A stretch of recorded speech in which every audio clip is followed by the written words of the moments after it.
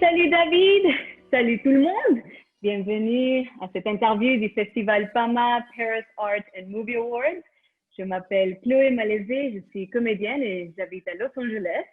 Aujourd'hui, nous avons la chance d'accueillir David Rodriguez, réalisateur de Je suis donc je vis, un court-métrage très fort et riche en émotions qui traite du sujet sensible qui est la violence conjugale. Le tout vu à travers les yeux d'une petite fille. Le film est nominé dans ce festival pour meilleur court-métrage français et meilleure actrice pour Raphaël Agaudier. Alors, merci David d'être ici avec nous et de faire partie du programme du Festival 2020. Bonsoir Chloé, bonsoir à toutes et à tous.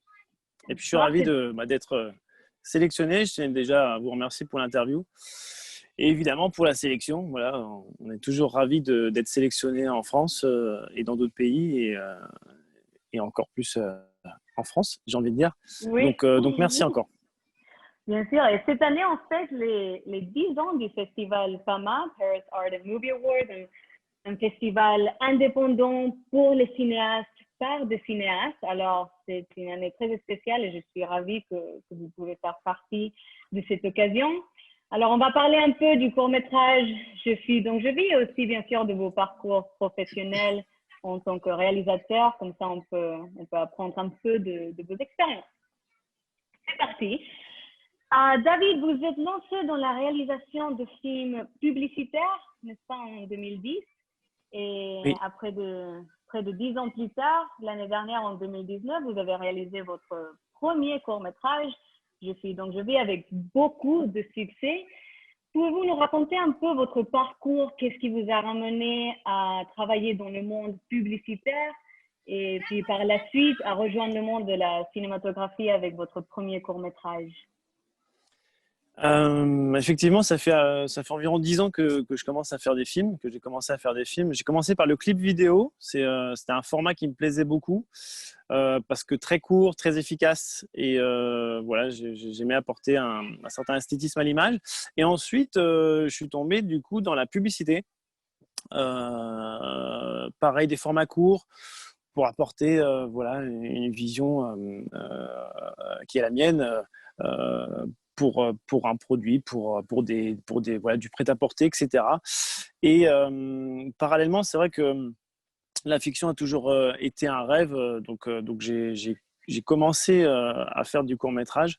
Alors, Je suis donc je vis, c'est pas mon premier, mais on va dire que c'est comme si c'était mon premier parce que c'est celui où j'ai mis beaucoup de temps à l'écrire, à le coécrire avec Lucie Guiraud. J'ai mis un an quasiment d'écriture. Wow. On a mis beaucoup de temps à se renseigner aussi sur le sujet. C'est un film personnel en fait. C'est pour ça que je dis ça, que c'est réellement mon premier. Parce que c'est pour moi un film personnel, voilà, parce que il y a eu des histoires de violence conjugale dans les anciennes générations de ma famille. Donc, je me suis pas levé un matin en me disant, voilà, je vais faire un film sur les violences conjugales aujourd'hui, cette année Okay. ou dans l'année prochaine. Voilà, ça vient pas de nulle part.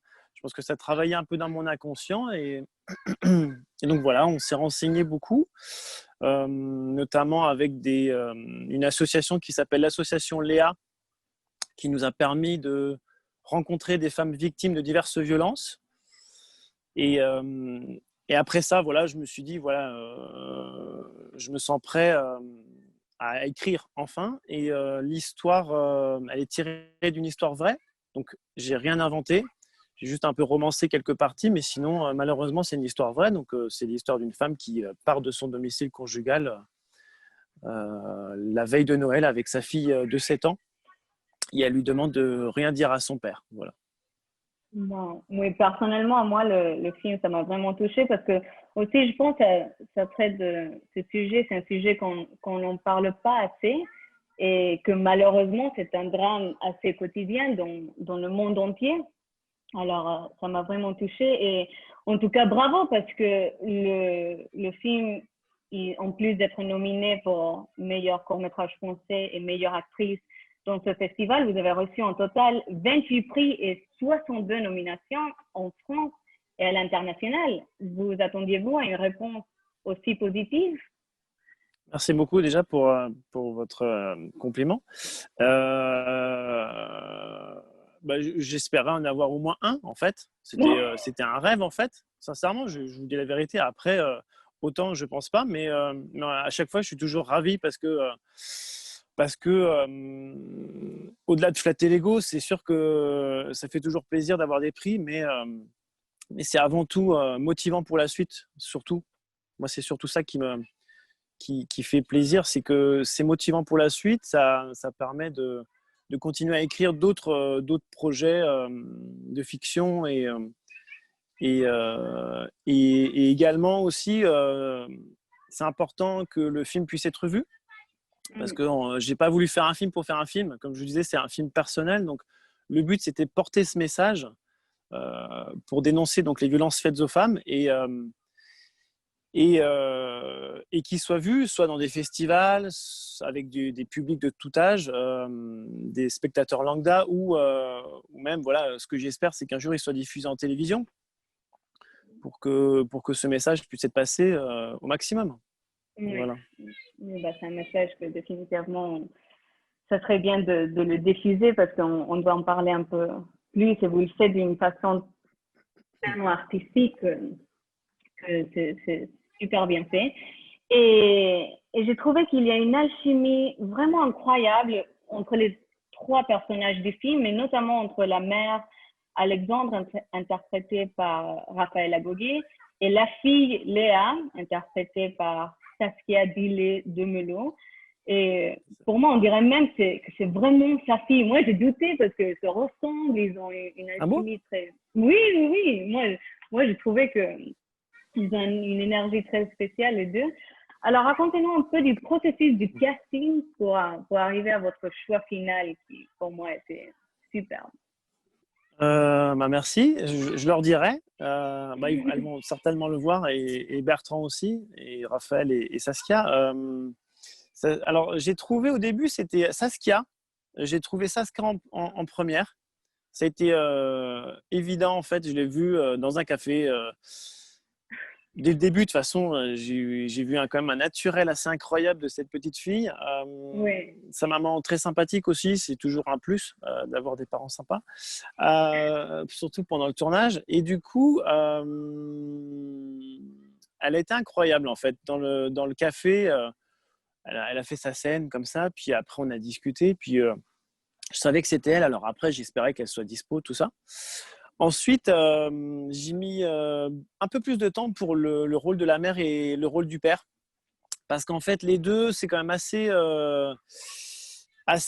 particulier dans le sens où la mère, du coup, ce qui m'a plu avec Raphaël, c'est que au-delà voilà, d'être une super actrice, ce qui me plaisait, c'était surtout sa subtilité. En fait, Oui. la manière dont elle jouait, c'était très subtil. Je voulais surtout pas quelqu'un qui soit trop larmoyant voilà. Et elle, c'était très subtil, c'était vraiment dans le regard par moment et ça m'a beaucoup plu, tout en subtilité, voilà. Et Bertrand, lui, un peu dans le même esprit, voilà, c'est un peu l'esprit du film que je voulais, un film voilà, assez subtil. Je voulais vraiment pas arriver avec mes gros sabots, avec l'œil au beurre noir ou qu'on voit direct que lui, lui a la gueule du mec qui tape sa femme. Non, je voulais surtout pas ça. Je voulais quelqu'un Oui. d'empathique Oui. à l'image, quelqu'un où on puisse se dire, lui, c'est monsieur tout le monde en fait. Oui. C'est un homme qui peut paraître en fait aux yeux de tout le monde quelqu'un de voilà de bien quoi, de Oui. normal. Et en fait, non, il bat sa femme. Donc en fait. Voilà, je voulais les deux côtés sur Bertrand, donc c'est pareil, j'ai mis beaucoup de temps, je ne vais pas vous mentir, sur le personnage du père aussi, parce que je voulais les deux côtés. Je voulais Oui. quelqu'un qui puisse être à la fois ce côté gendre idéal, le père idéal que Bertrand a, et à la fois ce côté colérique qui peut monter en pression comme ça pour un rien, il peut péter un boulon pour un rien, et du coup en devenir violent. Et il a réussi à me montrer ça lors du casting et il m'a bluffé et j'ai dit c'est lui. Voilà, on a été boire un café direct et puis ça s'est fait avec les trois. Et effectivement, il y a une ressemblance un peu physique, je trouve aussi, entre Raphaël et puis Saskia Oui. au Oui. niveau du regard. Enfin voilà. Oui, tout à fait. Et Bertrand Nadler, il fait vraiment ce travail très bien d'avoir, c'est pas évident des fois pour des acteurs d'avoir, comme on dit en anglais, de range, de Ouais, pouvoir aller c'est ça. d'un côté à l'autre. Et on Ouais. le croit vraiment et c'est une partie tellement importante de cette histoire de la violence conjugale quand il s'excuse, quand il dit que tu sais que vous êtes ma vie, je t'aime, tu le crois vraiment, tu vois. Alors pour la mère après d'entendre au père s'excuser, j'imagine, pour je sais pas combien de fois, de quand même trouver la force de partir, c'est tellement, ça me donne chair aux poules.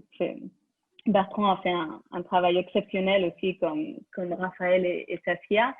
Et Saskia, qui fait le rôle de la petite fille, c'est un rôle super méga important dans le film, car c'est à travers de son regard que le film est construit.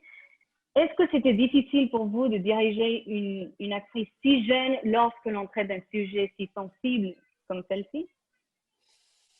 Je vous avoue, je me suis pas forcément posé la question. Après, quand on fonce dedans, on se jette à l'eau, on y va. Ça a été un plaisir, en fait, vraiment de bosser avec les trois parce qu'ils sont super bons, en fait. Ils sont très, très talentueux. Et du coup, c'est plus facile, hein, bosser avec des bons que des moins bons. Mais au-delà de ça, oui, avec Saskia, pour revenir à Saskia, non, ça n'a pas été si dur. Et c'est pour moi un plaisir parce que aussi j'aime les enfants, j'aime beaucoup les enfants. Voilà, ils me font marrer, ils me font rigoler. Donc après, pour moi, c'est un jeu. Et puis, voilà, c'est pas comme si j'avais pas envie de tourner avec un enfant. J'ai peut-être d'autres projets où il y a un bébé, il y a des enfants. Pour moi, voilà, comme j'aime bien les enfants, pour moi, ça n'a pas été si dur, enfin, voilà, de bosser avec un enfant. Même si je sais que voilà, ils sont évidemment plus fatigués qu'un adulte, il faut moins tourner avec eux. Mais pour moi, ça a été un vrai plaisir de bosser avec eux, ouais. Voilà. Ouais. D'accord. Est-ce que vous avez déjà su quand vous avez cette idée que vous voulez faire ce film, d'avoir un enfant et de faire le film à travers de son regard, ou c'était à travers l'association de Léa et les témoignages que vous avez entendus, où vous avez décidé de le faire de ce Ah. style? Alors, c'est venu de l'histoire, parce que c'est l'histoire d'une femme qui, à la base, avait deux filles. Donc, elle est partie avec ses deux filles le jour de la veille de Noël. Donc, il y avait quand même une base sur l'histoire vraie. Et après, il y a quand même ma propre fille qui m'a entre guillemets, nourri sur les aspects plus donc du regard de l'enfant, comme l'histoire de la boîte qu'elle ouvre et puis le livre qu'elle lit avec son papa. Donc ça, voilà, ça c'est ma fille qui m'a entre guillemets inspiré parce que je lui ai lu cette histoire de la colère. Et donc du coup, voilà, je l'ai mis dans le film parce que je trouvais que c'était lié, qu'il y avait une métaphore quelque part avec la colère du père. Donc ça, c'est ma fille qui m'a apporté cette chose-là. D'accord. Et je la remercie d'ailleurs. Oui. Il faut toujours Oui, remercier ses inspirations. oui, c'est vrai. Et actuellement, vous développez deux drames, n'est-ce pas, en coécriture avec Lucie Guiraud, qui a coécrit Je suis donc je vis. Alors, un court-métrage, Le Cercle Bipolaire, et un long-métrage, La Valse des émotions. Et racontez-nous un peu de ces nouveaux projets. Et si j'ai bien compris, c'est votre premier long-métrage, n'est-ce pas? Oui, c'est ça. Bah, raconter, pour le moment, c'est en développement, donc je pourrais pas non plus trop tout vous raconter, mais c'est vrai que bah, j'ai beaucoup apprécié de travailler, collaborer avec Lucie, donc on continue ensemble un prochain projet, un drame psychologique. Voilà, une partie encore en huis clos et c'est sur les troubles bipolaires. Donc je sais pas si vous connaissez ou pas. Si ça vous dit quelque chose? Non, bah voilà. Donc c'est vrai que c'est très peu connu en fait les troubles bipolaires. C'est une maladie psychique et Oui, donc oui, voilà, oui, ouais, voilà. oui, Bipolar oui, bipolar. avec mon accent magnifique. Et donc voilà, c'est sur ce thème et le long métrage également ce sera sur ce thème aussi. Donc voilà. D'accord. Et vous avez travaillé dans des comédies aussi, n'est-ce pas? Vous avez fait Alors j'ai une ou comédie que du aussi qui est drame? écrite exactement parce que quand même suite au dernier court métrage j'ai eu besoin un peu de légèreté, on va dire. Oui. Et donc, j'ai coécrit un film avec Fabien Hara, une comédie sur le thème du congé paternité. Ok. Donc ça, c'est une autre inspiration qui m'a inspiré. Bah, c'est mon fils. Donc voilà, c'est une comédie sur le congé paternité. Donc qui n'a rien à voir avec Je fuis donc je vis. Beaucoup plus légère, on va dire tendre et décalée, quoi. Voilà. D'accord. Et vous aimez Mais tant la comédie comme le drame, pareil, ou il y a un que je ne suis vous pas enfermé, appréciez? non. Enfin, j'essaie de ne pas m'enfermer. Après, voilà, c'est un court-métrage. C'est vrai que Mhm. malgré moi, je reviens quand même souvent au drame. Voilà, comme je vous disais, il y a 2 autres projets, c'est des drames. Donc, on verra ce qui se passe, on verra ce qui se développe le plus rapidement. Et puis, quoi qu'il arrive, j'aimerais les faire. J'aimerais beaucoup trouver quand même une production pour ces 3 projets, évidemment. Mais quoi qu'il arrive, je les ferai. Mais je souhaite de tout cœur quand même trouver une production parce que on a vraiment pris le temps de les écrire. Et puis voilà, on continue un peu dans cette optique-là de prendre le temps de faire les choses parce que c'est ce qu'on a fait pour le dernier et qu'on a apprécié travailler de cette manière, quoi. Oui. Et bon, vous avez vu que ça marche, que vous prenez le temps. Ça vous a pris, vous avez dit 1 an pour écrire Je suis Ouais. donc je vis, qui est un court métrage. Le long métrage, vous êtes encore en train de l'écrire ou vous l'avez déjà écrit? Si ça vous a pris 1 an pour Non, faire non, Je non, suis non. Le donc je long vis, métrage, il est vraiment pour le moment en réflexion, mais voilà, il est en réflexion. C'est pareil, c'est comme je vous disais sur le court métrage, je ne vais pas me lancer pour le moment tant qu'on n'est pas bien renseigné sur oui, le sujet aussi. Ouais. C'est un sujet aussi très précis, donc je ne vais pas me lancer là-dedans comme ça. Mais voilà, c'est tous des films personnels et pour moi, c'est tous des films qui ont été faits avec amour le dernier et les prochains aussi le seront parce que c'est des sujets qui me tiennent à cœur. Donc voilà, oui. ce sera fait Ça aussi se avec voit. amour. Ça se voit. Et beaucoup de fois, on ne se rend pas compte quand on voit un film, tout ce que vous, les réalisateurs, les écrivains, et tout le temps que vous prenez avant même d'écrire le script, de vous renseigner sur le sujet. Et je crois que quand vous prenez tout ce temps, c'est quand vraiment ça se voit sur l'écran, tout ce qu'il y a en dessous. Alors, bravo. Et une dernière Merci. question. Quelle est votre série préférée en ce moment? Ma série préférée? Oui, il y en a Ma beaucoup. série préférée, il y en a beaucoup, hein. Bah, ça n'a rien à voir. C'est-à-dire que moi, j'ai terminé, c'était The Walking Dead, vous voyez, donc Oui, ça n'a rien à classique. voir. Mais quelque part, il y a quand même, c'est quand même bien fait. C'est pas juste un film avec des zombies. C'est quand même Oui, très bien fait et il y a des superbes acteurs. Enfin voilà. super. Et c'est voilà, c'est très. J'ai pas un cinéma particulier. Je suis assez ouvert.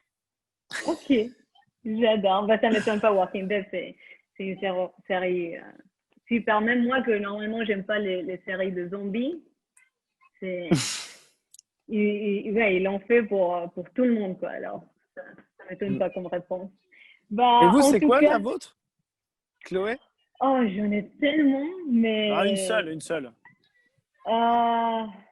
ben, il y a une série sur Netflix qui s'appelle Dead to Me Dead to Me? avec Christina Ok. Applegate et Linda Cardellini.